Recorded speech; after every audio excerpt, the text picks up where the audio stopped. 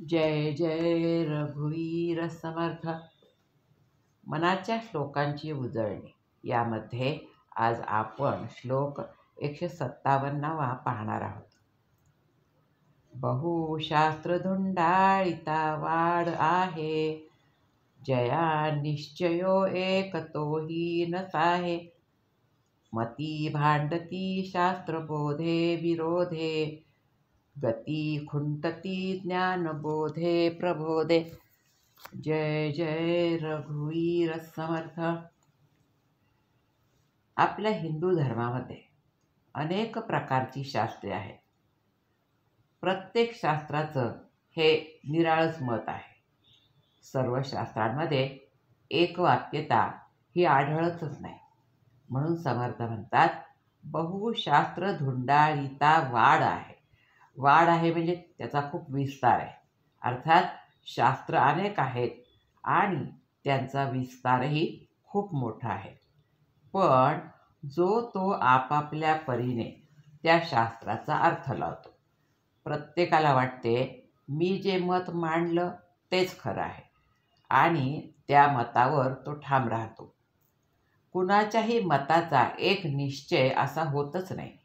म्हणून समर्थ म्हणतात, जया निश्चयो एक तोही न साहे. शास्त्रांची मते भिन्न असल्यामुळे त्यामध्ये एकवाक्यता निर्माण होतच नाही. झाला तर गोंधळ मात्र निर्माण होतो. या सर्वांमध्ये सामान्य माणसाला कळत नाही की कुणाचं मत खरं मानावं. सर्व शास्त्र वाचावं म्हटलं तर तेही शक्य नाही. ते तर अशक्यच गोष्ट आहे. मग कुणाच्याही मतामध्ये एकवाक्यता नसल्यामुळे सामान्य माणसाचाही गोंधळ उडतो. काय करावे, कोणत्या शास्त्राला मानावे हे माणसाला समजतच नाही. आणि ते ज्ञानही शाब्दिक असल्यामुळे ते वृक्ष असतं, ते समजतही नाही. प्रत्येकाला वाटतं माझं मतच खरं, मग तो दुसऱ्यांच्या मताचं खंडन करतो. त्याच्यामध्ये चर्चा न होता भांडणं मात्र होतात. म्हणून समर्थ म्हणतात, मती भांडती शास्त्रबोधे विरोधे. प्रत्येकाचं मत भिन्न असल्यामुळे चर्चा न होता भांडणेच मात्र होत राहतात. त्यातून नेमकं कुणाला काय म्हणायचं आहे हे लक्षातच येत नाही. कबीरदासजीने एका दोह्यामध्ये म्हटलेलं आहे, पोथी पढी पढी जग मुवा, पंडित भयान कोय.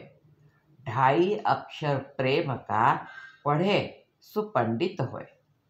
केवळ पोथ्या वाचून कुणी पंडित होत नाही, असे कबीरदासजींना या ठिकाणी म्हणायचे आहे. तसेच ज्याला प्रेम या शब्दाचा अर्थ खरा कळला तोच खरा पंडित. तोच खरा पंडित म्हणजे तो खराच ब्रह्मज्ञानी. समर्थ म्हणतात, मती खुंटती ज्ञानबोधे प्रबोधे.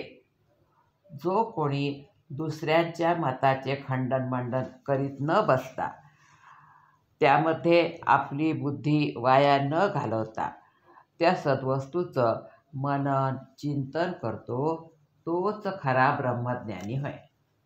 केवळ बुद्धीच्या आधाराने आणि शब्दज्ञानाने ती सद्वस्तू प्राप्त होत नाही. तिथे अनुभवच पाहिजे.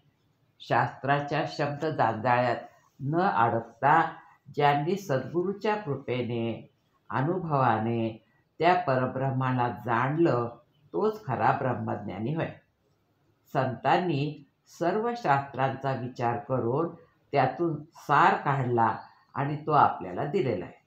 ज्ञानेश्वर महाराजांनी हरिपाठामध्ये म्हटलं, वेदशास्त्र पुराण श्रुतीचे वचन, एक नारायण सार जप. सर्व वेदशास्त्र पुराण यांचा सार म्हणजे भगवंताचे नाम. त्या नामाच्या अनुसंधानाने ते परब्रह्म आपल्याला समजते. तुकाराम महाराजांनी पण म्हटलेलं आहे, ब्रह्मरस घेई काढा, येणे पिळा वारेल, पथ्य नाम विठोबाचे. अर्थात आपल्याला जर काही आजार झाला तर आपण आयुर्वेदिक काढा घेतो. त्यामध्ये अनेक औषधांचे मिश्रण केलेले असते. तो काढा घेतल्याने आपला आजार बरा होतो. तसं अनेक शास्त्रांचे अध्ययन करून संतांनी ब्रह्मरस काढा काढला आहे आणि त्याने तो काढा आपण जर घेतला तर त्याने आपले दुःख निश्चितच दूर होईल. आयुर्वेदिक औषध घेताना काही पथ्य पाळावी लागतात. तसेच इथे सुद्धा ब्रह्मरस काढा जर घेतला तर त्यालाही पथ्य पाळावं लागतं. त्याला कोणतं पथ्य आहे? विठोबाचे नाम घेणे हे त्याला पथ्य आहे. पथ्य नीट पाळल्याशिवाय औषध लागू होत नाही. म्हणून आपण वेगवेगळ्या शास्त्रांच्या वादविवादात न अडकता संतांनी जे नामाचे औषध सांगितले आहे तेवढेच आपण घ्यावे, त्यानेच आपले कल्याण होणार आहे. अशा प्रकारे समर्थ या ठिकाणी सांगतात की बहुशास्त्र धुंडाळीता वाढ आहे, जया निश्चयो एक तोही नसाहे, मती भांडती शास्त्रबोधे विरोधे, गती खुंटती ज्ञानबोधे प्रबोधे. जय जय रघुवीर समर्थ.